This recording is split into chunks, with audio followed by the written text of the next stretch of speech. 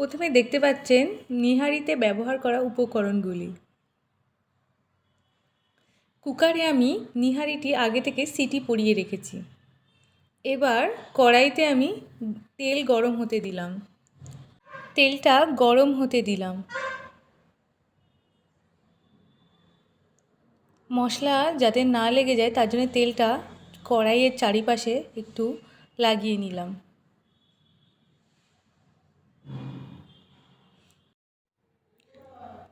ফোড়নে ব্যবহৃত মশলাগুলো দিয়ে দিলাম। প্রথমে দিয়ে দিলাম শুকনো লঙ্কা, সেটি হালকা করে একটু ভেজে নিলাম। তারপর ফোড়নে ব্যবহৃত গোলমরিচ, তেজপাতা, লবঙ্গ এবং একটি গোটা এলাচ দিয়ে দিলাম। কিছুক্ষণ নাড়াচাড়া করে নেওয়ার পর এবার দিয়ে দিলাম পেঁয়াজ। পেঁয়াজটি হালকা লাল লাল করে ভেজে নিতে হবে।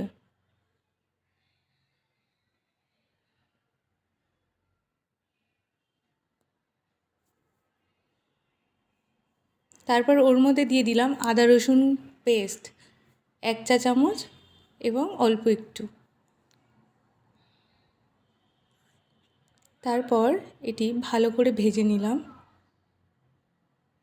যেহেতু তেলটা ছিটকাচ্ছে তার জন্যে আমি এতে একটু হলুদ গুঁড়ো দিয়ে দিলাম। যতটা আমার প্রয়োজন ততটাই দিলাম।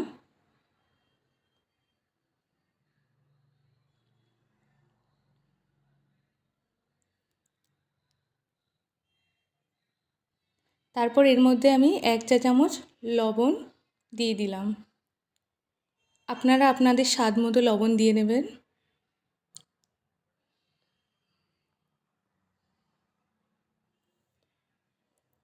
এটাকে নাড়াচাড়া করে একটু কষিয়ে নিতে হবে। দেন টমেটো দিয়ে দিলাম। টমেটোটা যখন তেল ছাড়া হবে ততক্ষণ ভেজে নিতে হবে।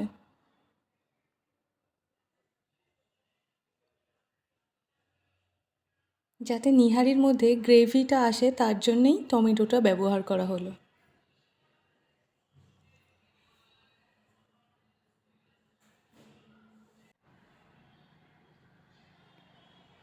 তারপর এর মধ্যে দিয়ে দিলাম গোলমরিচ গুঁড়ো,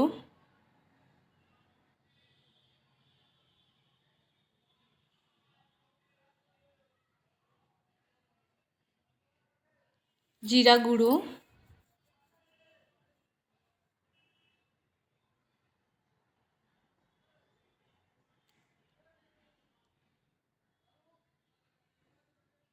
ধনিয়া গুঁড়ো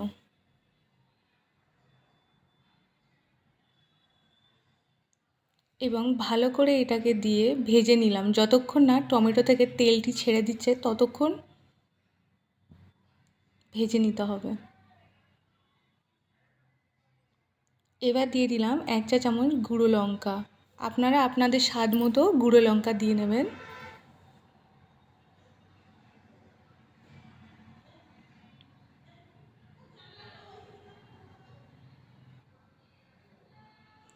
এবার একটু কালারটা ভালো হওয়ার জন্য কাশ্মীরি গুঁড়ো লঙ্কা দিয়ে দিলাম।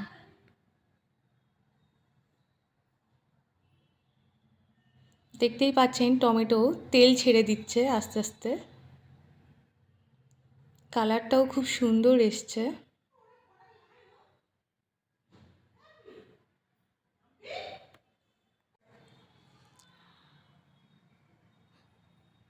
মশলাটা বারবার নাড়াচাড়া করতে হবে যাতে নিচে লেগে না যায়। কুকার থেকে অল্প একটু ঝোল নিয়ে এর মধ্যে দিয়ে দিলাম যাতে কড়াইতে লেগে না যায় মশলাটি। তারপর ঝোলটা একটু ফুটে এলে মশলাটা ভালো করে কষাতে থাকলাম।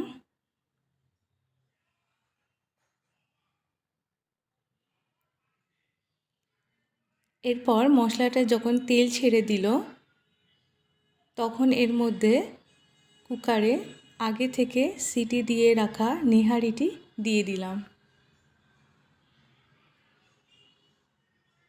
দেন ভালো করে নাড়াচাড়া করে নিলাম।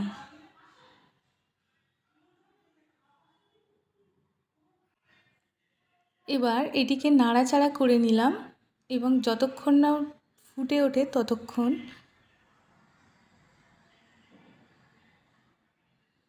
ফুটে উঠলো। এবার এর মধ্যে দিয়ে দিলাম একটু মিট মশলা, যাতে নিহারির সুন্দর একটা স্মেল বার হয়। তারপর একটু নাড়াচাড়া করে নিলাম যাতে মশলাটি পুরো তরকারির মধ্যে মিশে যায়।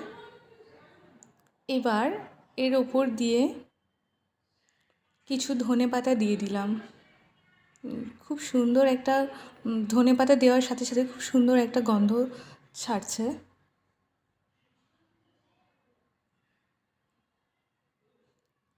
এবার রান্নাটি আমার শেষের পর্যায়ে।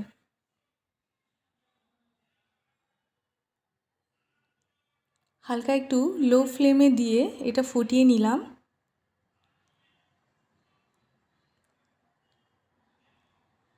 তারপর গ্যাসের ফ্লেমটি বন্ধ করে দেবো হালকা নাড়াচাড়া করে নিয়ে।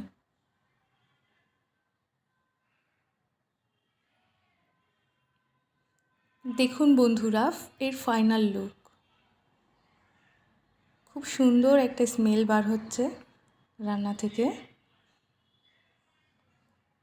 এটি আপনারা চাইলে ভাত এবং রুটি উভয়ের সাথেই খেতে পারবেন।